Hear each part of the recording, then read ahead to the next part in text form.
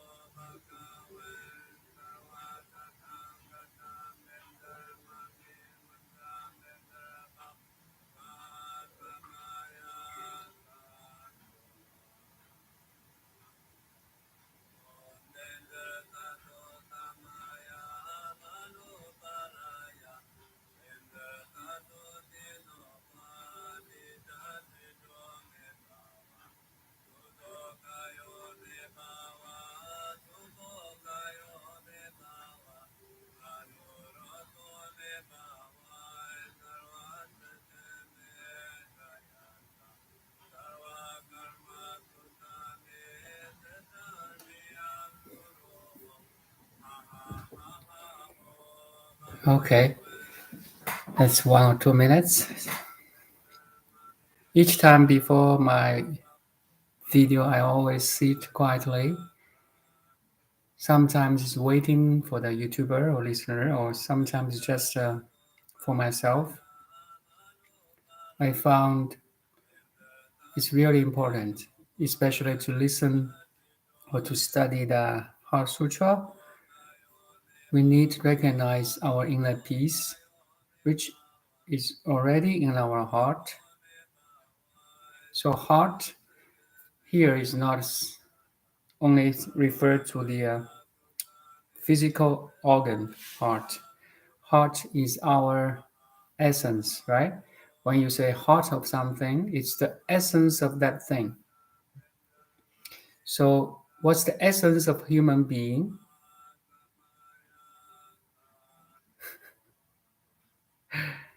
The awareness, right? Without awareness, no experience. Or in other words, every experience is based on awareness. You remember, you plan, you recognize, you know, you learn, you act, you behave, you speak, you play, you have fun, you watch a movie. Everything we do is based on the awareness or the heart in this context. We are human being. Human in this context means all the activities, like what we do, right? We speak, we behave, we have fun, we walk, we talk, and so on. Being is the heart, is the our essence.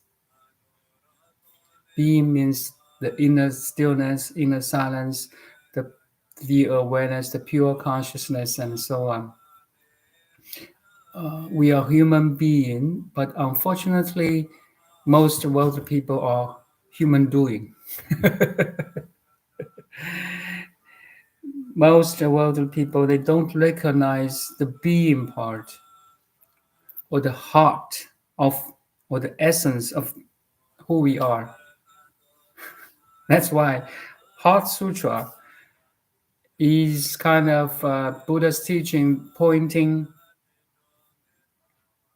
to our essence. Buddha is like a professor, right? He's teaching something that essential. It's really essential if you really get here or get there. And it will resonate in you. That's all. It will definitely resonate in you, and you feel, wow, he's talking the truth. And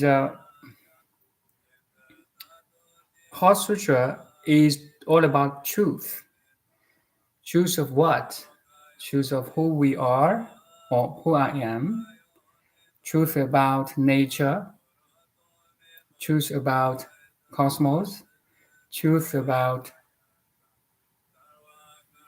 our family, society, and so on. Could be very big, could be very small. Because it's truth, it's applied, it's universal truth that can be applied to everything, big or small.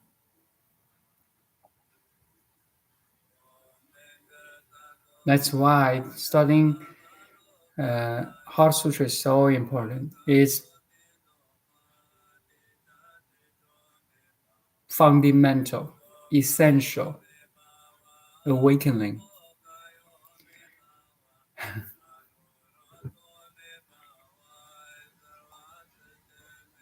Okay. Yesterday I had the first part of Heart Sutra, just a kind of introduction. Actually, I have not touched the contents yet. You know why? Because Heart Sutra contains a lot of information, a lot of terminology, like 5 skandhas, Bodhisattva, Vipassana, Prajna. So we spent almost 1 hour yesterday to talk about around the Heart Sutra.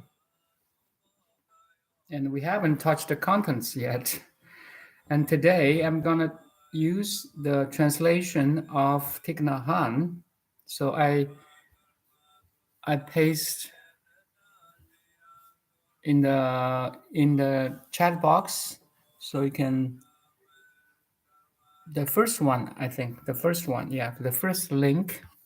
So just make sure we are on the same page. Thich Nhat Hanh, you see, I always have a book around me about Thich Nhat Hanh. If I'm right, he's a Zen master. He's an ordained like I don't know how many patriarchs he was, but anyway, he's a authentic lineage of Zen.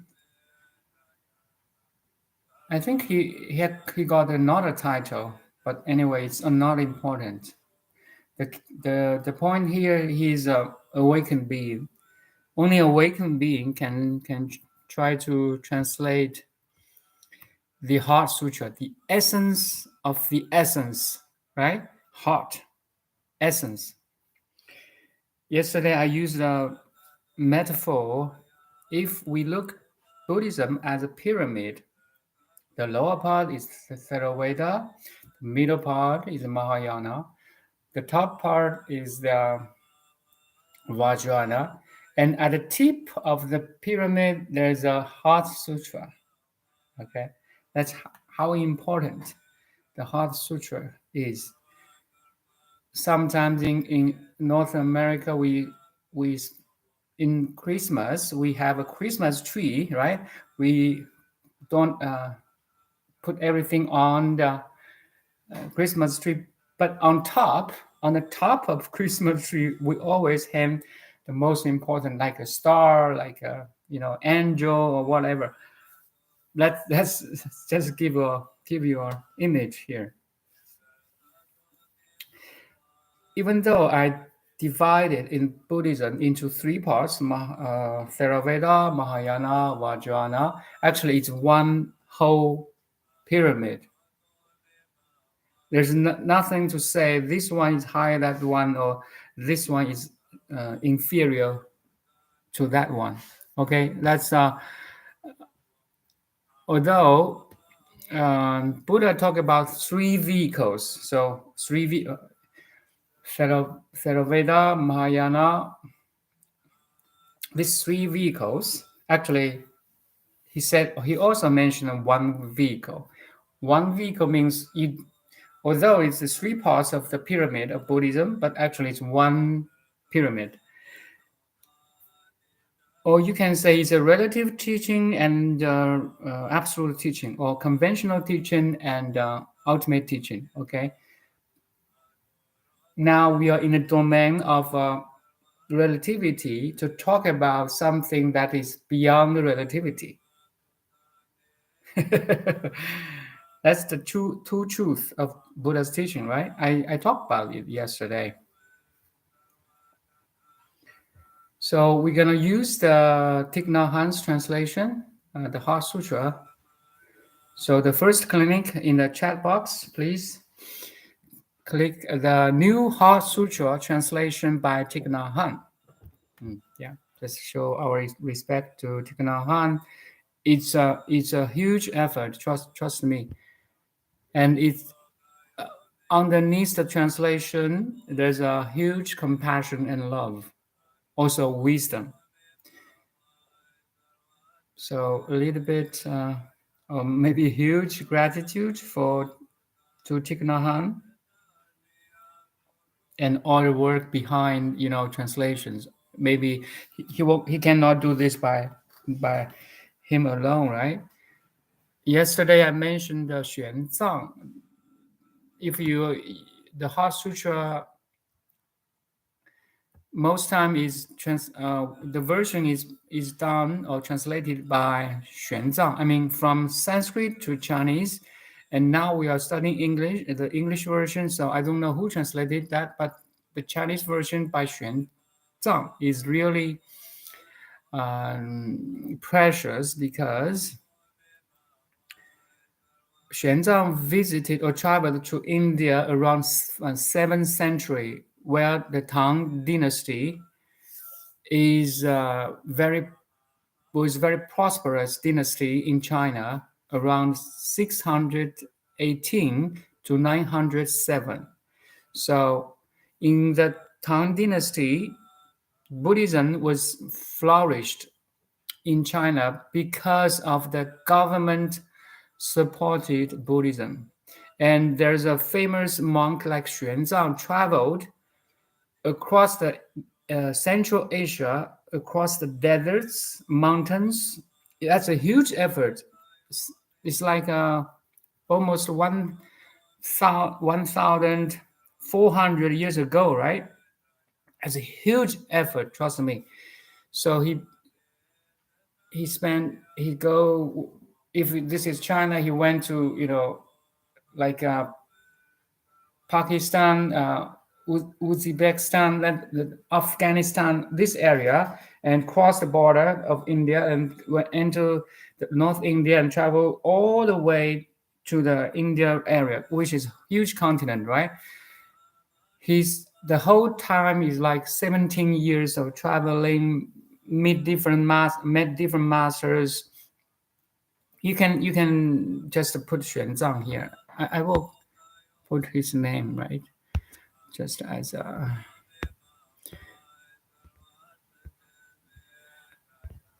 Because yesterday I kind of started Xuanzang. Oh wow, it's so amazing. So amazing. It's so touching, actually. If once you decide to do something and put huge effort in doing it without asking any return, trust me, that's a compassion. That's a compassion based on wisdom.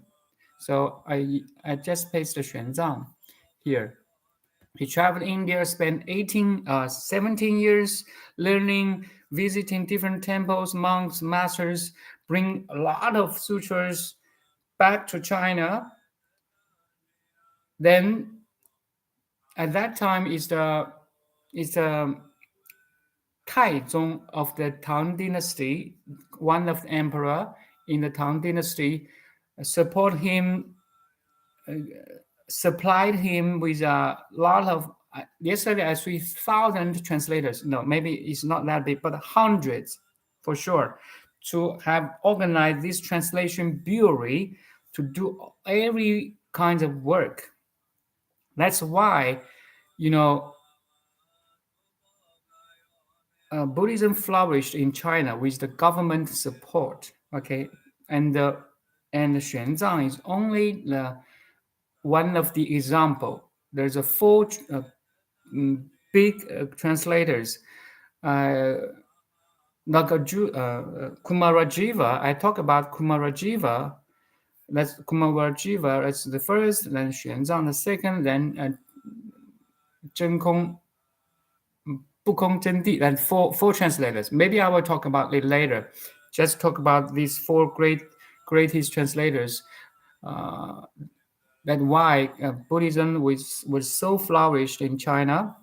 Then from China we can spread to Korea, to Japan, to sometimes in the Mongolia, a little bit downwards the South Asia. Anyway, it's a history of Buddhism's evolution, right? And interestingly, after Xuanzang translation around 7th century from India to China, and Buddhism declined in India, even disappeared in India around the 17th centuries because of the invasion of the Muslim. Okay, because of that's one factor, because the invasion of the Muslim around 13th century in India, also because of the local religion, Hinduism, again, it developed, become very strong force. That's why Buddhism declined in India. But while the Buddhism declined in India, there's a flourishing of Buddhism developed in China. So you see the kinds of like flowers blossom here and there and there. It never disappears. Why Buddhism never disappears? Why? Because it tells the truth. Truth never dies.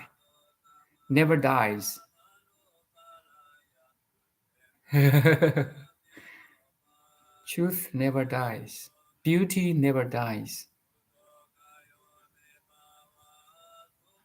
The human mind's urge for liberation, for freedom, never dies. Worldly person like us, we are looking for liberation. We're searching for freedom, right? The ultimate freedom. I'm not talking about financial freedom. I'm not talking about physical freedom. No, I'm not talking about. All that is conditioned. If you're rich, you can travel, no problem. If you're rich, you can fix a certain of sickness, no problem. It's subject to something. All the worldly health, wealth, happiness are subject to something or by something. But the health, wealth, and happiness I'm talking about here, the liberation, the freedom I'm talking about here, is subject to nothing. Once you recognize it, it's yours, then boom. It's like a small big band in your heart, and it will flourish everywhere. And it's eternal. Anyway, kind of off track now. Yes.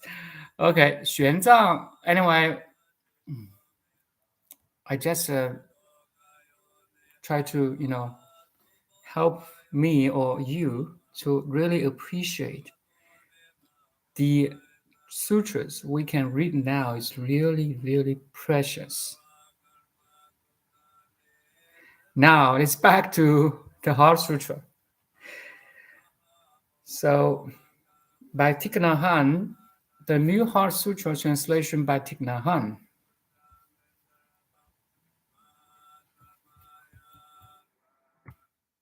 It's right to the contents.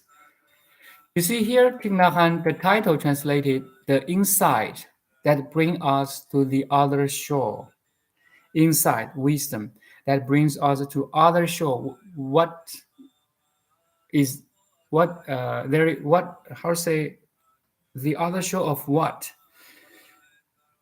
The other shore of liberation, the ultimate liberation and freedom, truth. The other shore is a relative word. The other shore is not somewhere there. Is the other shore is right here. Okay.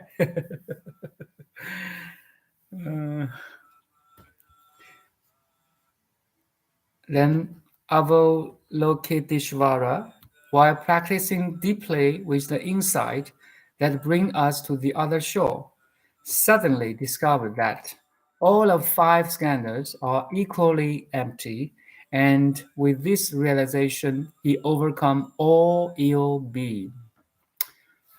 Yesterday we talked about Avalokiteshvara, the Mahasattva,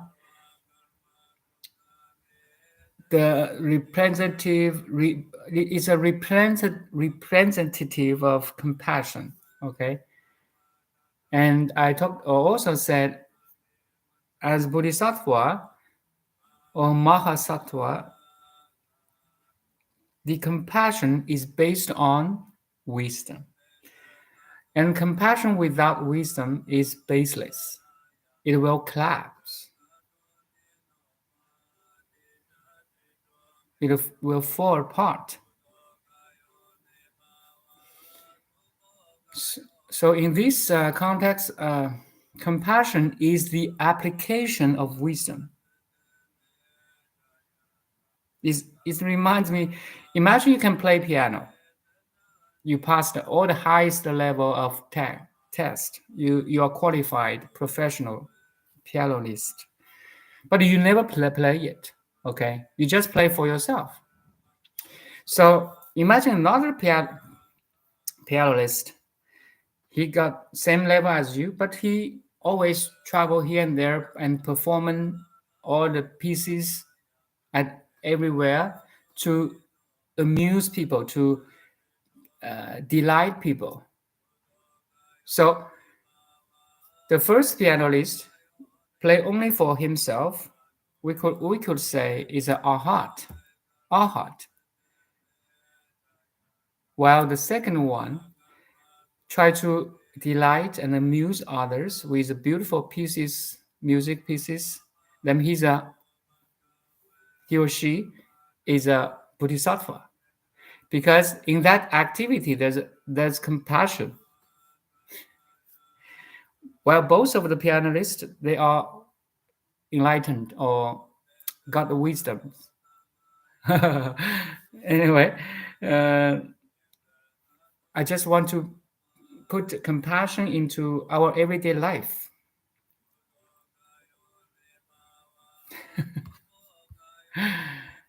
and hello, Jimmy, and I found a document in English called Thich Nhat Hanh New Sutra. Yes, the PDF. Great, thank you. I think we are on the same page.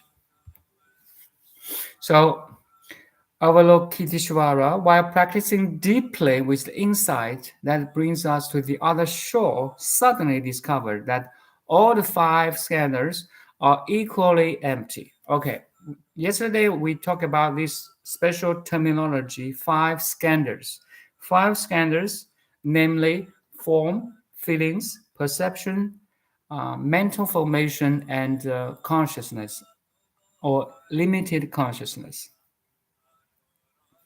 I say limited because it's unawakened yet. So forms is the phenomenal world. Anything you can see, touch, smell, taste, hear. So that's the form. Then beside this form, there's other 4, right? There's feelings, perceptions, mental formations, and limited consciousness. So the rest of 4 is mind. Okay, we say body and mind. So the rest of four is more about talking of our mind, like logic, reasoning, understanding, learning, planning, remembering, and so on. This is so. If we divide five skandhas into two categories, the first one, form, is about some phenomenal world, something we can sense. It's really like a rigid, or it's there. It's like if I touch, the table is here. If I touch my body, the body is here. So it's all included in the term form. Now you have better understanding, right? The trees, the curtain here, the outside my backyard are all in the category of form. While the second to the fifth, feelings, perceptions, mental formations, and limited consciousness are all mind. Anyway, that's five skandhas. So the Avalokiteshvara Bodhisattva can see through the five skandhas, meaning all the five skandhas are equally empty. Again, empty here does not deny the existence of the five skandhas. The table is here, my computer is here, my body is here, everything outside the trees are there. It's not nihilism, okay? It's again back to the emptiness. I talked about emptiness yesterday. Emptiness is not nihilism, it's not nothingness. It's just an insight to the phenomena world, which is empty. Emptiness also has a element of dependent arising. Again, I use the metaphor of ocean and waves, and wave is empty because in essence it has no self. It is temporary fleeting manifestation of the ocean, and it changes all the time, and every wave is depending on other waves. The whole ocean or the whole waves of the ocean is an dancing, changing, organic, total stuff. So that's a metaphor. Actually, right in this moment, the whole reality is something like this. My body, your sense of I, my sense of I, your surroundings, my surroundings are waves in the cosmic ocean. It's dancing, it's empty, it has no self, it's dependently arising. You know? That's the insight. While Avalokiteshvara practicing deeply, while he was in the deep meditative state, he see this. He see the truth that five skandhas are equally empty. Pay attention here, equally. Actually, if I look at other translations of the Heart Sutra, they don't have this word equally. It's Thich Nhat Hanh's special or expert translation. Equally means contains equality. Okay, equality. Your light of consciousness is shine over the five skandhas. There's no bias. There's no pretendencies. You know what I'm saying? There is no predispositions. You are equally perceive them, like a sunlight shine on planet Earth, on everything equally. You got it? Equality. So that's remind me that one of the four truths or of one of the four wisdoms. The first wisdom yesterday I talked about, it is the wisdom of great mirror-like wisdom, right? You can reflect things, or you can observe things outside of you and inside of you without any distortion. That's the first wisdom.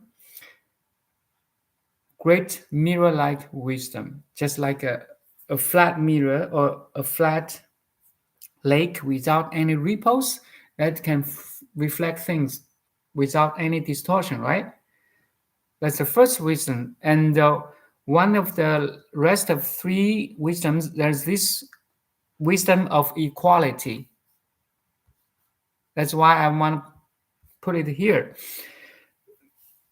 All the five skandhas are equally empty, so contains an element of wisdom of equality. Beautiful, so beautiful. Trust me. Why it's equal? Because it's not real. Ultimately, it's unreal. So it contains the one taste of unrealless. Unrealless. Is that a word? Unrealless?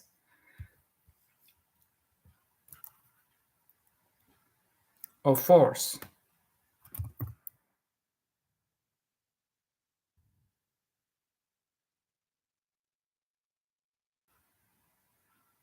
Yes, unrealness. Yeah, it's a word. The state, a quality of being unreal.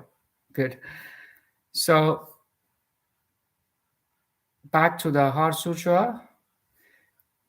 It's equally empty because all the phenomena world, including our mind, the five skandhas here, form, feelings, perceptions, mental activities, and limited consciousness, are equally unreal comparing to the ultimate truth, or equally empty. It contains one taste. One taste is sometimes you heard about this word from Vajrayana Buddhism, or especially Tibetan Buddhism. They have this term, one taste. One taste of what? Emptiness, or equality, or unrealness. Okay. It's so beautiful, right? And with this realization, he overcomes all ill being. Why? Why with this seeing through the five skandhas are empty, he can overcome all the ill being or suffering. Sometimes in other translation that they translate ill being into suffering. Why we can overcome all the sufferings once we are enlightened? Because once you're enlightened, you disidentify with the body and mind. You are not only, I will say, you are not only the body mind anymore. You are something greater. Again, Rumi's quote, you are not a drop in the ocean, your entire ocean in one drop. You see, in this Rumi's quote, famous awakened quote, or awakening quote, you are both ocean and drop, or both. In my metaphor, you're both entire ocean and a wave. There's no conflicting. There's no conflict. Okay. Once you can disidentify, you are only this body and mind. Then any sickness, any suffering, any emotions, problems is not a problem anymore. You got it? Anger may be still there, but anger is there. Sadness is still there. Depression is still there. But you don't identify with them. You are not them. Then the whole ego dies. The ego dies, how to say, suddenly, automatically. There's no ego anymore. So that's the end of suffering.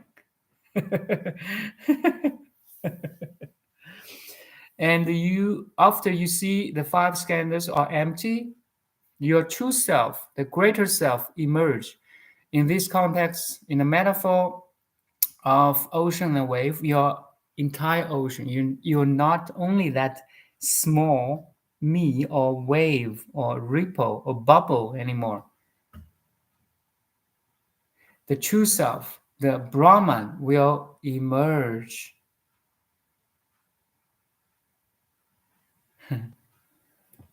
That's a total solution. You see, that's a complete solution of any suffering, of any affliction, of any ignorance, of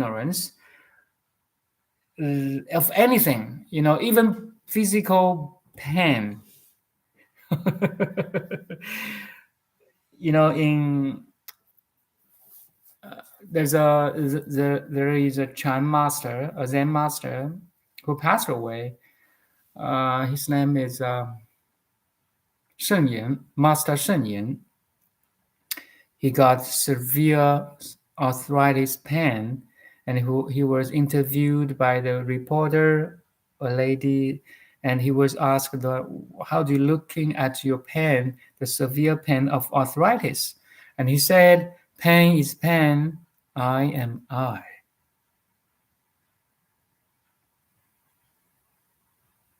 Why his answer like this? Because he see that 5 skandhas, including the pen, including the body, are equally empty. That's all, you see. He's a wicked one. He can disidentify with the pen. He can disidentify with the body. I'm not talking about you don't care your body and you don't treat your pain, okay? No, you still go to see doctors. You still go to see the dentist.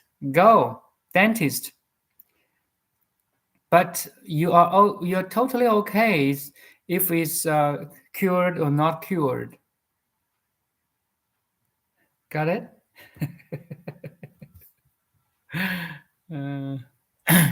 Any question you can ask? Because if no, I will go on.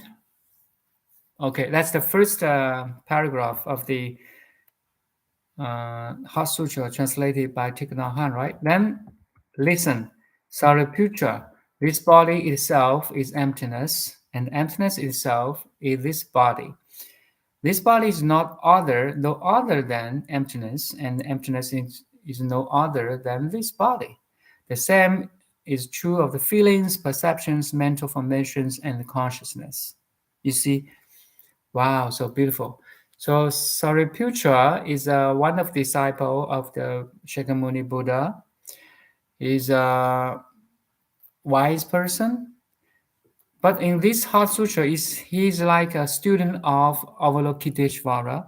It's a classroom between a professor, Avalokiteshvara, a professor of wisdom or compassion, and the student who try to understand or realize the wisdoms and compassion.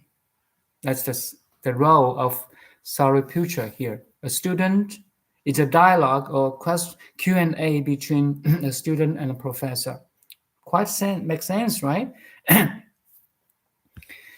Listen, Sariputra, this body itself is emptiness, and emptiness itself is this body. Now we can have very good understanding of, yes, the body is empty. Why we say emptiness itself is this body? Okay, so back to the metaphor of waves and ocean. So waves are empty because it has no true self. It is depending on all the other waves. It's fleeting, it's changing, it's transient, right? So a wave is empty. That's very easy to understand. But how we say emptiness is body, or the ocean is a wave. Actually, if you use the ocean wave metaphor, and wave is an expression of ocean. Make sense? All the waves in the ocean is the expression of the ocean. So in this perception or perspective, yes, the emptiness is manifested as an empty body. Even to a worldly view or eyes, the body is physical, is real. But in the eyes of Buddha or Bodhisattva, the body is empty. So emptiness is form. Sometimes in other translations, emptiness is form. Because form, or everything you can see, touch, smell, taste, is an expression of the field, the empty field. Okay? The body is no other than emptiness, and emptiness is no other than this body. So it's identical. So the first sentence, form is empty, emptiness is form, is an affirmation, right? Now to strengthen this statement, they say it again, restate, but in an negation. The body is not other than or different from emptiness. Form is emptiness, and form is no other than emptiness, and emptiness is no other than form. Just it's a repetition, but it's a negation. The first two are affirmation, the last two are negation. See the wisdom of Buddha or Avalokiteshvara.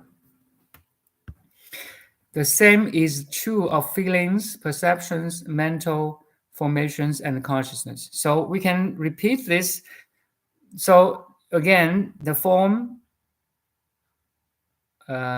feelings, perceptions, mental formations, and consciousness are 5 skandhas, right? So the 4 sentences are talking about form or body. The rest 4, feelings, perceptions, mental formations, and consciousness, can use same. So feelings itself is empty, and emptiness itself is feeling. The feeling is no other than emptiness, and emptiness is no other than the feeling. And we can use the third one. Perceptions itself is empty, emptiness itself is perception. The perception is no other than emptiness, emptiness is no other than perception. And the fourth one, mental formations itself is emptiness, emptiness itself is mental formation.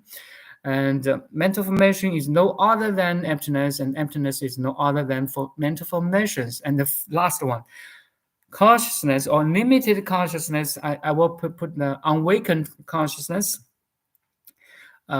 Itself is emptiness, emptiness is itself is unawakened consciousness. The unawakened consciousness is no other than emptiness, and emptiness is no other than awakened consciousness. So in Heart Sutra, we don't need to repeat these 5 skandhas one by one. So that's why we say the same is true of feelings, perceptions, mental formation, and consciousness. You got it?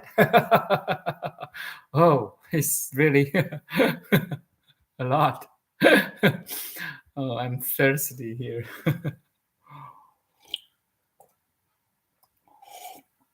Remember, I categorize the 5 skandhas into 2 groups.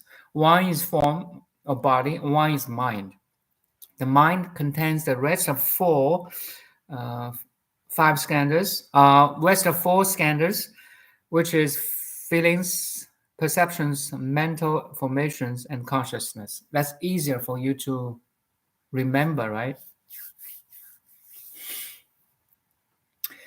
And I will stop a little bit here because mind is empty. That's kind of subtle. Mind here is including your perceptions, your feelings, your mental formations. I want to address mental formations here. It's like, say, an apple. once I say an apple, you may have a visualization of a green apple and red apple, right? So to have these mental formations, even you can imagine you can taste an apple, even you don't eat it now. The crispy sound, the texture, like you can touch it, an apple, the redness of an apple or greenness of an apple, the smell of an apple even. These are all mental formations. This mental formations is not established in one time or in one day. It's a constant, like a lot of times of eating an apple, touching an apple, seeing an apple, tasting an apple, and listening by an apple, because maybe our parents repeat this word an apple when we were young as an infant, as an toddler. Oh, apple! My parents or my mom talked about apple today. She bought a couple of apples today. He went to market to buy it, to buy them apples today. We listen a lot of times this word apple, right? So all these are in the mental formations, and mental formation is not built one day or one time. It's a repeated, it's a repetitive action, tasting, listening, touching, and so on by five senses, right? So that's maybe you have more kind of understanding of mental formations. And once we have a lot of mental formations, mental activities of an apple, then you draw a conclusion. Okay, apple is this. Is you understand what is an apple? That's a consciousness, right? Then perception. I can repeat my understanding of perception now. Still, we're using the apple.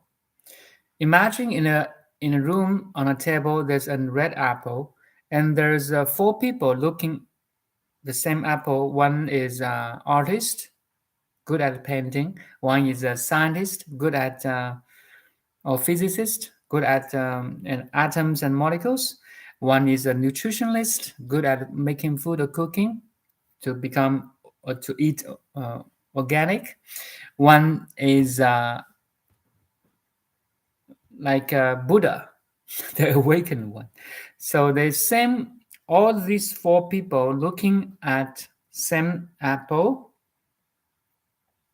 their perception will be different, right? Artist more in a perception of shape, color, the light, the gradients of the light, the texture, and so on. And physicists more, this is molecules of of atoms and uh, electromagnetic field and so on, right? So and nutritionist maybe, this vitamin A, how many protein, how many sugar, how many like minerals in an apple. And Buddha, okay, and now apple is empty. And I know he may understand all the three previous three perceptions, yet he can be free from that perception, those perceptions. And so these four people have totally different understanding of same apple. Why? Because they have different perceptions.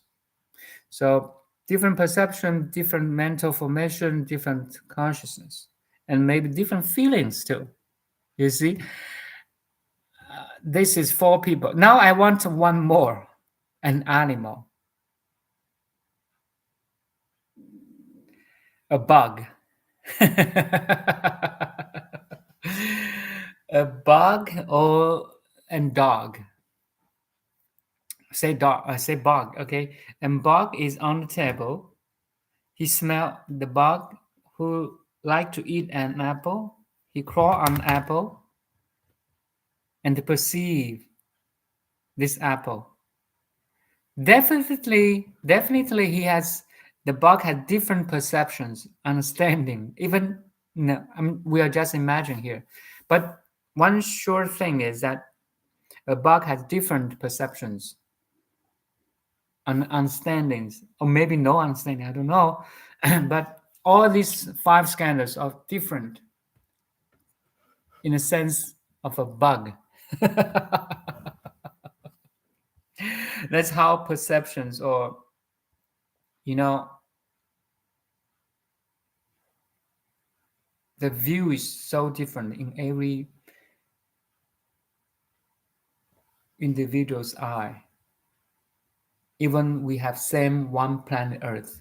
That's why I always said one planet Earth, 7 billion or now 8 billion different worlds. Why? Because the 5 skandhas are different, especially the rest of 4. The feelings, perceptions, mental formations, and consciousness are different. Maybe the same form, planet Earth, but different mental or mind. Make sense?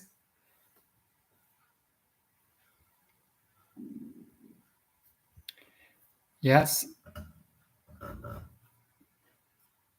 Okay, maybe we can go on another chapter, the third one. Listen, Sariputra.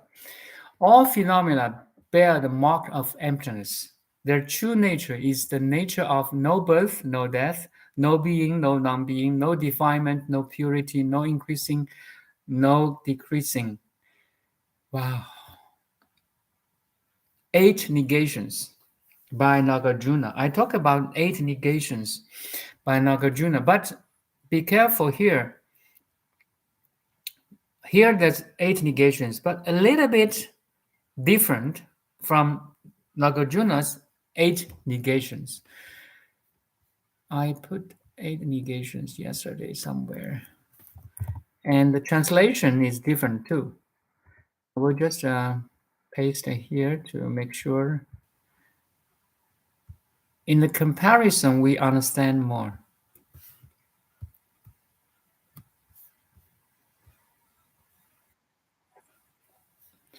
I just want to 8 negations, okay, by Nagarjuna, because I did some work yesterday.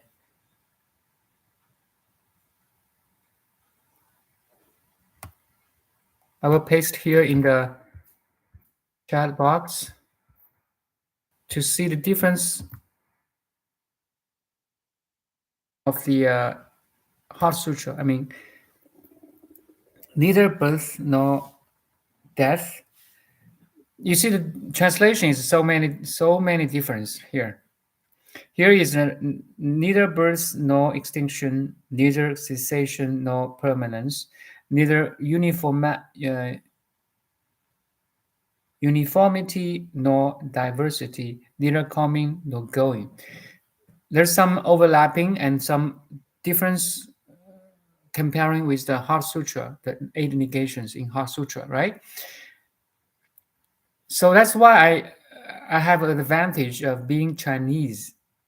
So if I see that kind of a difference or even conflict between different translations of different translators, I will go back to Chinese. So in Chinese we say 不生不灭，不长不断，不依不异，不来不去. So anyway, just give you a taste that different translation, different understanding even. But we'll stick to this Heart Sutra. No birth, no death. No being, no non-being. No defilement, no purity. No increasing, no decreasing. Wow. It's negation of duality. Now there's a non-duality in the path awakening. You may heard a lot about non-duality. This is non-duality. In Heart Sutra, there is non-duality. Okay, you see, Buddhism is non-dualism. And again, Buddhism is not religion, it's an understanding of truth, understanding of ultimate. And non-dualism is not religion, okay? Let's forget about religious part. It's a science. It's a pure science. There's no defilement, no purity. It's a purity beyond defilement and purity. That's the best of the best of the Buddha's teaching. It transcends all limitedness of the mind. No birth, no death. If you really understand this, so I will use a metaphor here.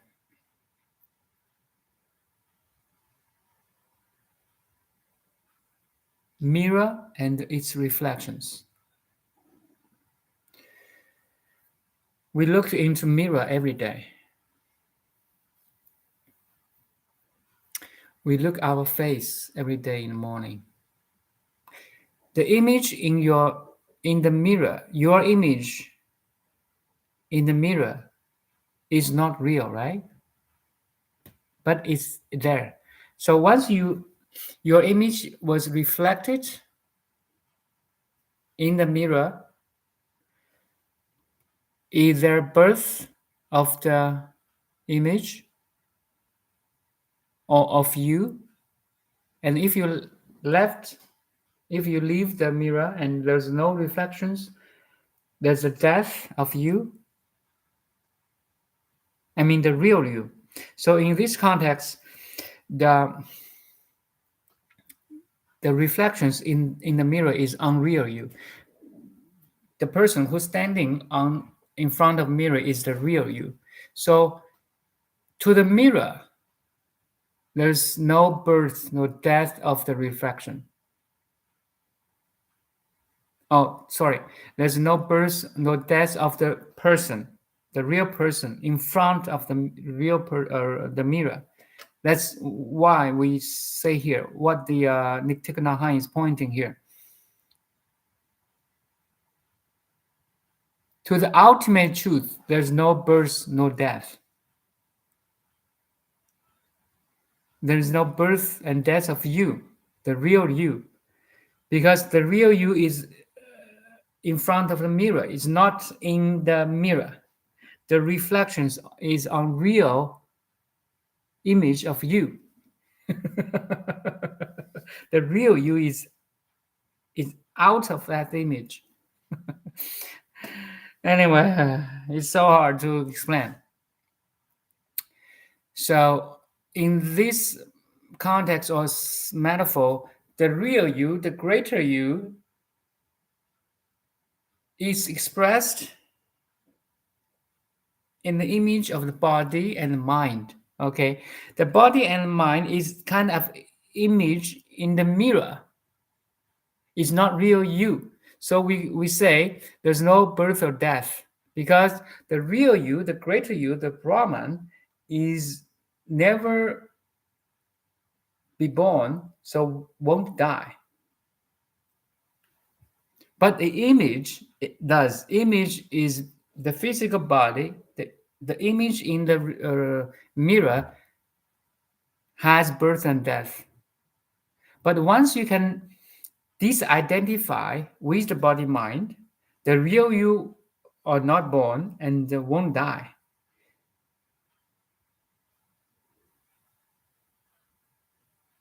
In the real life, I mean, when you are standing in front of a mirror, the reflections comes and goes, right? But the real you, who standing in front of the birth, is somewhere else. I mean, you're always alive. Shoot. Oh,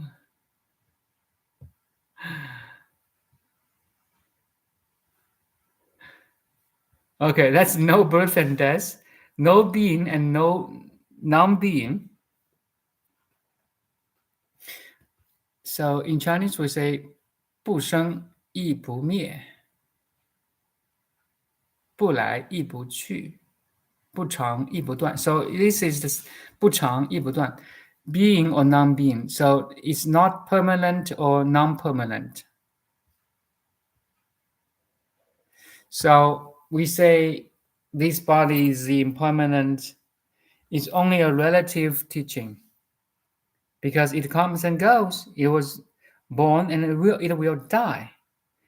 But to the ultimate, in the eyes of absolute, you are never born. So there's no permanent or non-permanent. It's transcend dualities.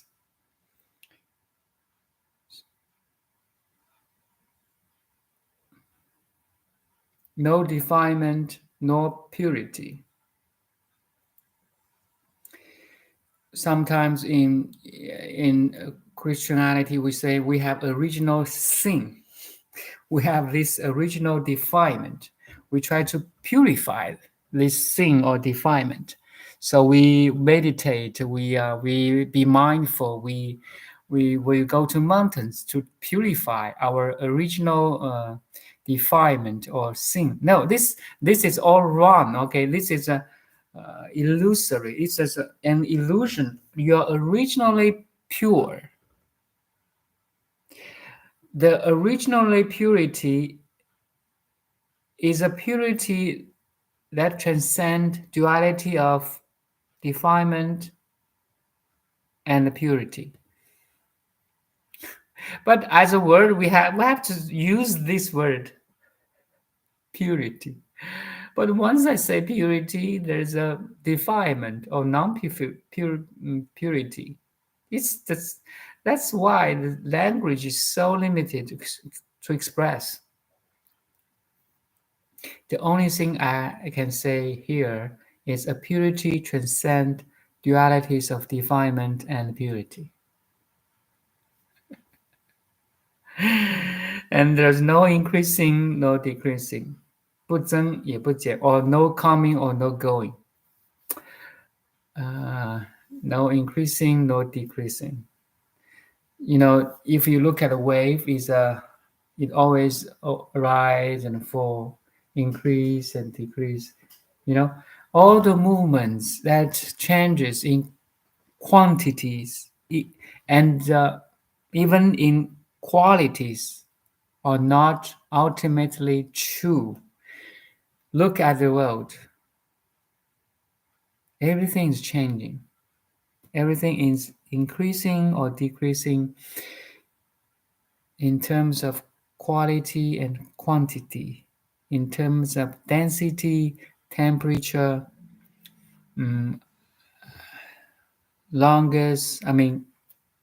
distance, in terms of time and space, everything is changing. But for the absolute, no increasing, no decreasing, no coming, no going, no arriving, no departing. The whole world is a relative world in terms of up and down, left and right, beautiful, ugly, rich or poor, black or white, and the list can goes on and on. The list can go on and on. But if you awaken one, you can live and recognize and rest in the field of no changing. No changing also include no defilement, no purity, no being, no non-being, no permanence, no impermanence, no birth, no death, no creation, no destruction. You see, everything in the world is changing. The days, day and night, summer and winter, 4 seasons, people coming, people going, people arriving, people departing, cars passing, heart calming, sound calming, sound living, food calming, food going, I mean, as a taste, sensation comes and goes. Everything is changing. If you really notice, there's no birth, death, being, non-being, divine purity, increasing or decreasing. You're living in the world of Dharma. So, actually, all the birth and death, being, non-being, divine purity, increasing or decreasing, and are one thing. Ocean is wave, wave is ocean. Oh, do you have questions? You can ask any question, because if you don't have question, you're not a good student.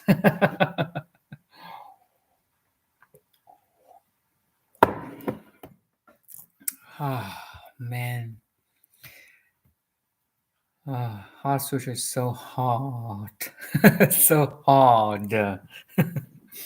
That's why in emptiness, body feelings, perceptions, mental formations, and consciousness are not separate self entities. I will use some Chinese version now because it really contains huge meaning.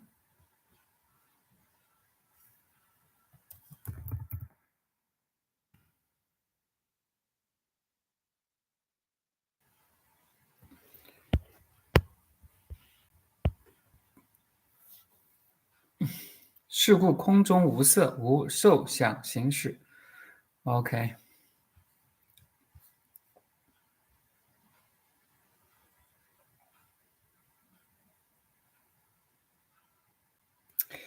The translation of Thich Nhat Hanh is very unique. Maybe if I translate, so in emptiness, there's no body, there's no feelings, there's no perceptions, there's no mental formations, and no consciousness. That's a direct translation from Chinese version. Hold on, I will. Where's my English translation?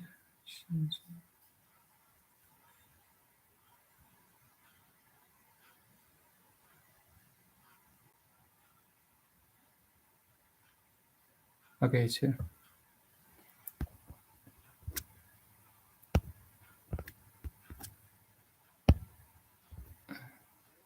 Okay, this is my.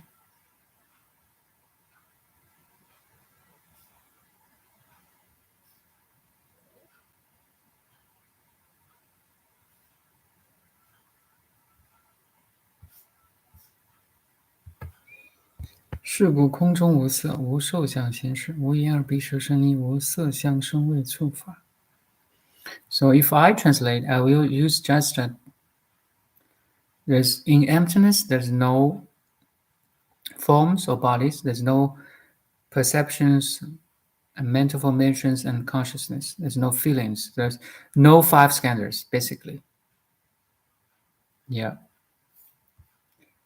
So if you see the Thich Nhat Hanh's translation, it's that's why in emptiness, body, feelings, perceptions, mental formations, and consciousness are not separate self entities. Okay, actually, it's one thing. It's not separate self entities. It's not separate entities, and it's not separate self entities. There's two meanings here. Body, feelings, perceptions, mental formations, and consciousness are one thing.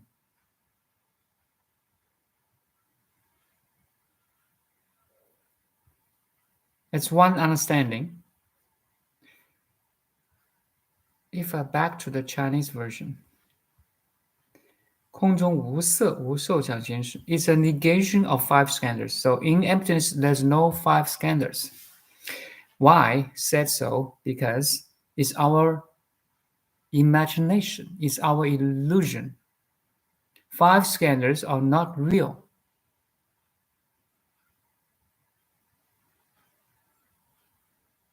But once you awaken, it's helpful.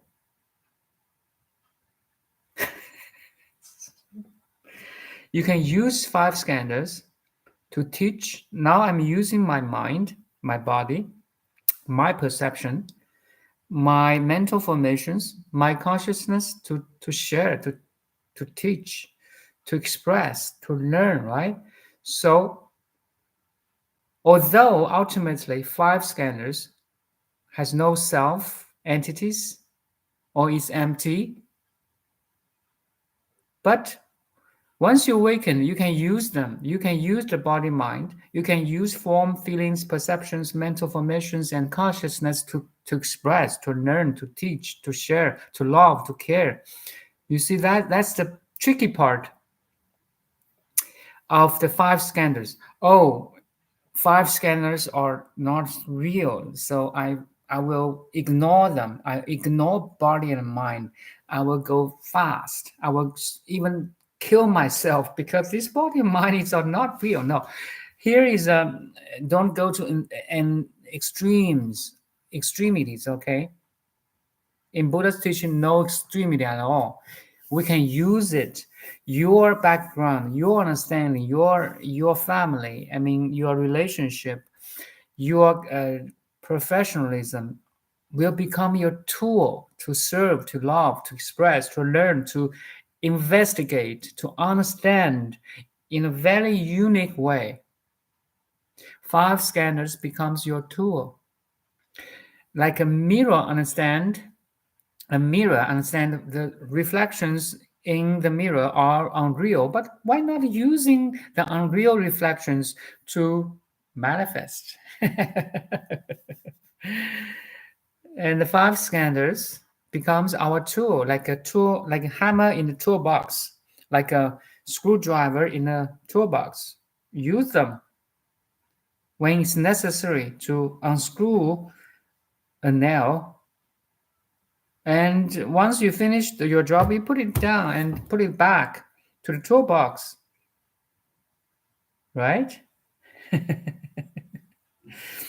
So anyway, in this context, in this Heart Sutra, it's a negation of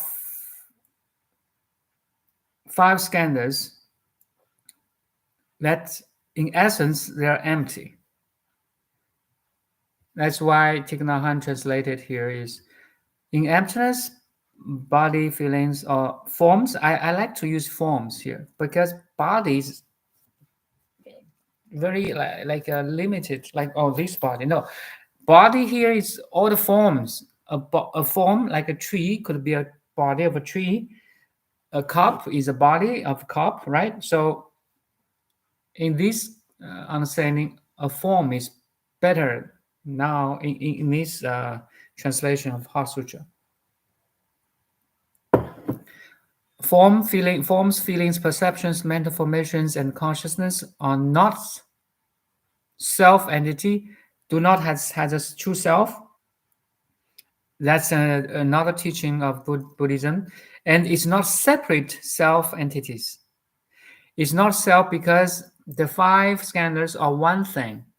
The also even in an ocean, there's so many different waves or ripples or currents. It's one ocean. Okay, it's entire ocean manifested in different forms, in different feelings, in different perceptions, in different mental formations, and in different consciousness. Right now, how many body feeling, how many forms, feelings, perceptions, mental formation, and consciousness right now at this moment on planet Earth? That's a good question. Can you answer this?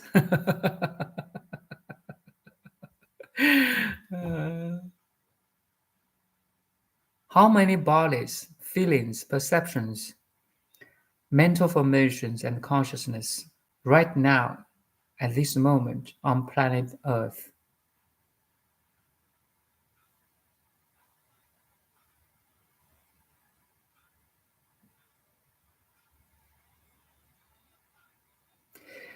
If we only talk about human beings, that's around 7 billion or 8 billions different 8 billions of different body, feelings, formation, mental formations, perceptions, and consciousness, right? 7 billion different worlds. If I only talk about humans, if we included animals, cats, dogs, chickens, cows, birds, fish, oh man, dolphins, monkeys, gorillas, elephants, snakes, every animal is huge, right? Billions, trillions of different body feelings. Does animal have feelings? I would say, monkeys, gorillas, they do have some simple, they become angry, simple emotions. The higher they are, the more complexity of emotion they have. Make sense? We are so complicated in terms of emotions. We have jealousy, we have depression, we have sadness, we have happiness, we have joy, we have, so subtle human. We have this low esteem, so subtle emotions, feelings, right? But as animal, they may not so complicated. And the lower you go, the simpler they will be, right? For example, my understanding of a cat and a mammal, a, a, a cat has basic feelings or emotions like fear. They're scared sometimes. The dogs or rats can scared by a cat. So that's a very basic feelings and emotions. Anyway, I'm not expert in animals. Just for you to, in this context, our human beings have so many emotions, right? So the mind is so complicated. So you see, back to my question, how many bodies and minds, or how many forms and emotions or minds are there on the planet Earth? If we talk about only human beings, 7 billion or 8 billion different bodies, feelings, perceptions, mental formations, and consciousness. If we include all the animals, pets, wow, that's huge. That's so hard to calculate.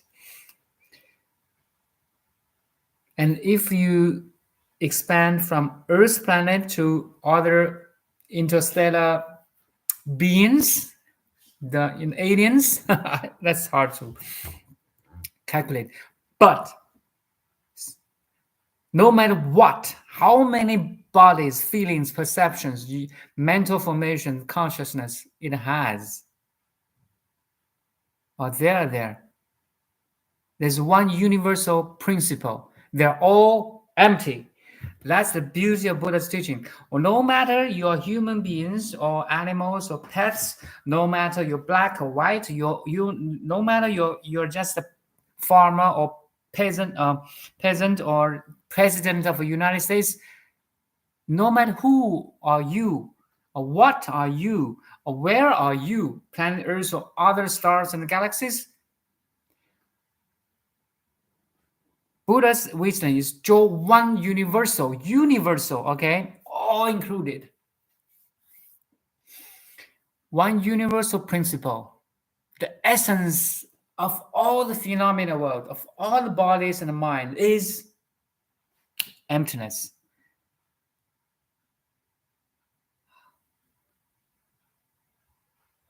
No professor in the traditional educational system are talking about this.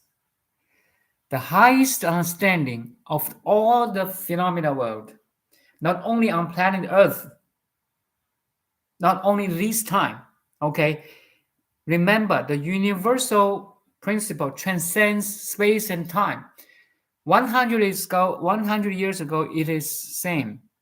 1,000 years ago, it is same. 1,000,000 years ago, it is same. It's because it's universal principle. The emptiness, the principle of emptiness is universal. It transcends space and time. No matter where, matter when, no matter it's 100 years later or 1,000 years later or 1,000,000,000 years later, it's same. The universal principle is identical or can be applied equally, universally. That's the wisdom. Can you understand now? Can you cherish this wisdom now?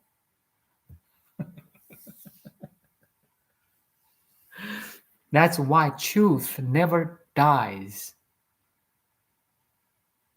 Beauty never dies.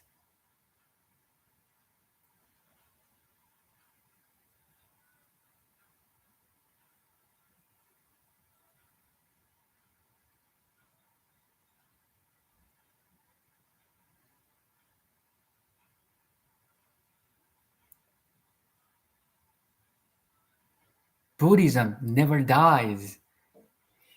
Heart Sutra never dies. Why Heart Sutra never dies? It's already in your heart. How can? Essence never dies.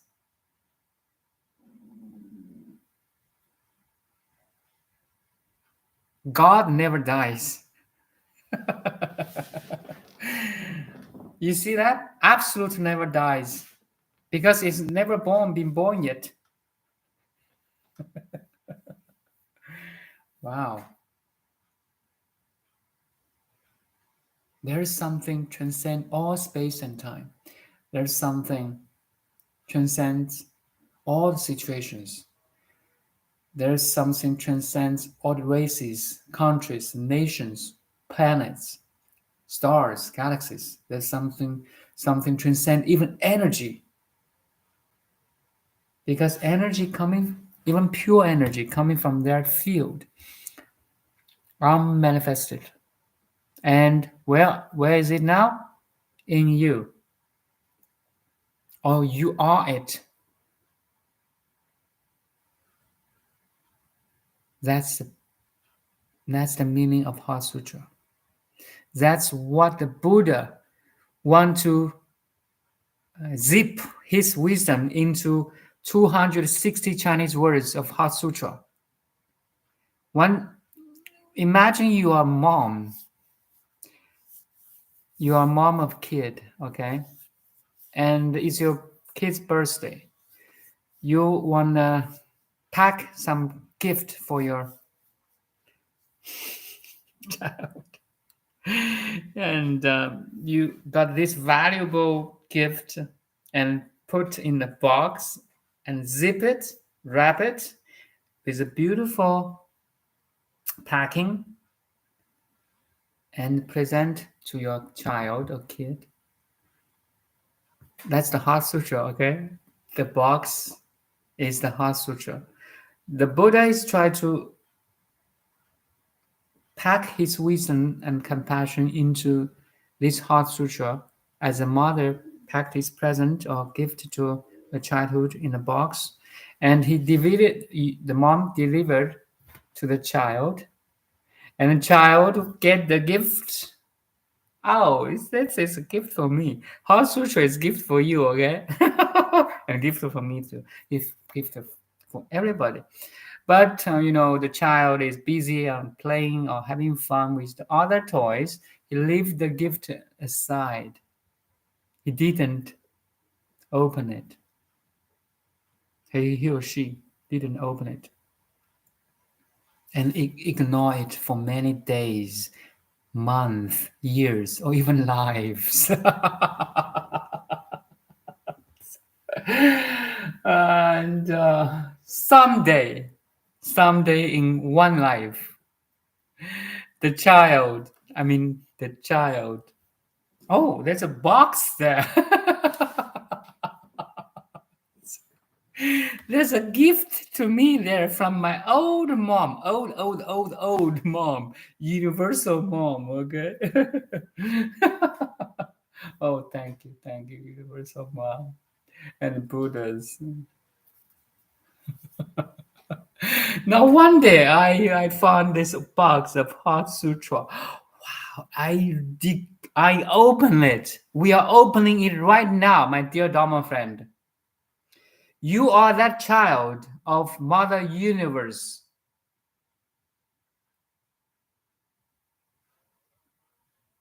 Try to decode the greatest love, the greatest wisdom, the greatest compassion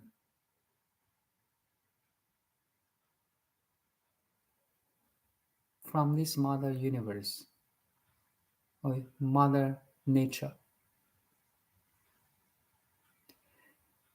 You are so excited to open it after years, lives of ignorance.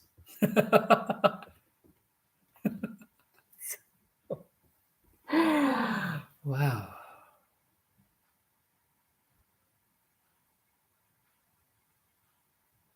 Now you open this box of life, of wisdom, of unconditional love. You feel the greatest love of Mother Universe or nature or God or Heavenly Father, you name it. Now it becomes yours.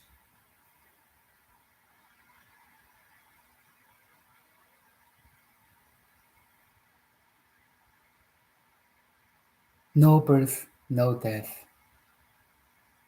No purity, no defilement. No permanence, no impermanence. No coming, no going. That's the greatest love. That's the greatest wisdom. That's the greatest compassion.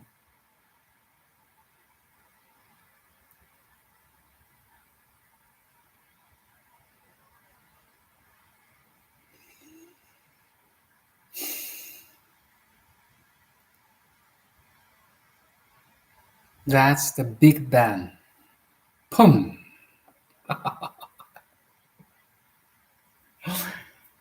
The Big Bang that you open your heart.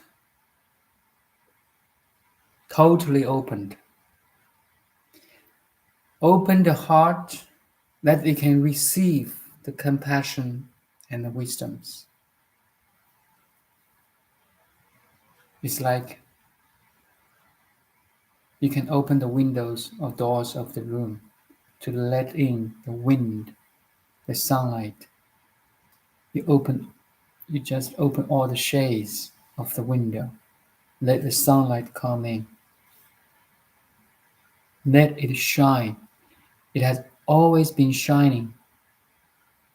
The love, the compassion, the wisdoms of Mother Universe or God or Heavenly Father or Jesus has been shining for many, many years, many, many lives. Now you open it, not open something else outside, but open inside your heart. Now you open your mind and heart to receive the greatest love, compassion, wisdom, and care. That's already there. The original face, the original purity, the original wisdom, the original compassion already in you, but you use kind of external force or gift like a Heart Sutra to discover something that already in you. If that thing is universal, it must include in you. If God is everywhere, it must reside in you. That's called universal. How can you be out of that universality. If something is universal, universal means, or universality means all including, right? There's no exclusion at all, my dear friend. You are already standing in the field of heaven, of God, of Buddha.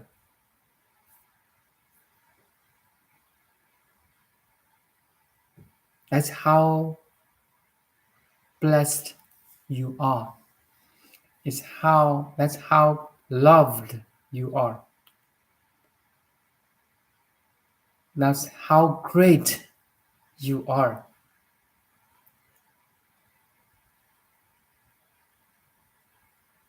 That's how fortunate you are. That's how healthy you are. That's how wealthy you are. That's how happy you are. That's how accomplished you are.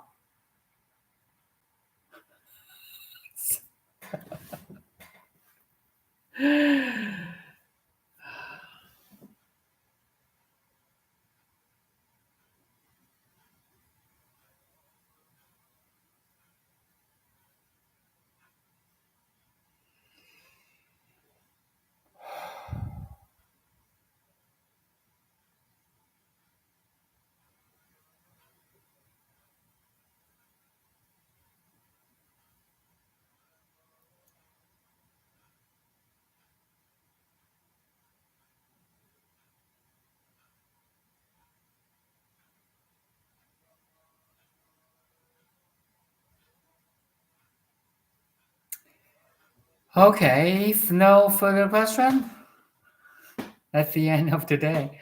Wow, that's a beautiful section. Thank you, guys. Any question?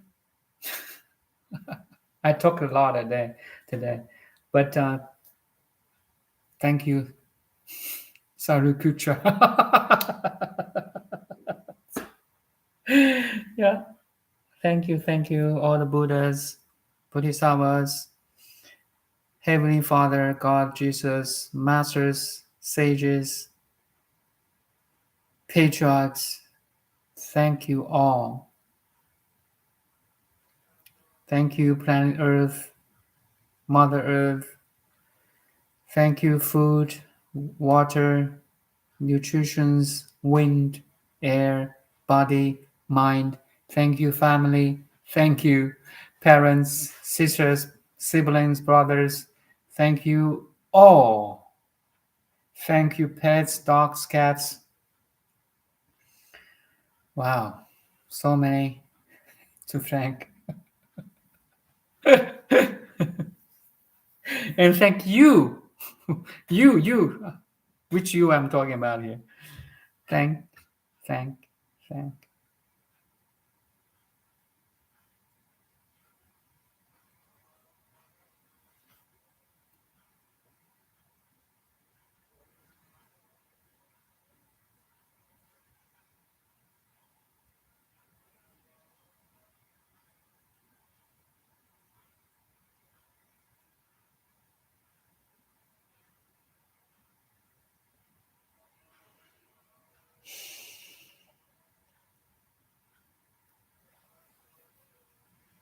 Bye now. Thanks.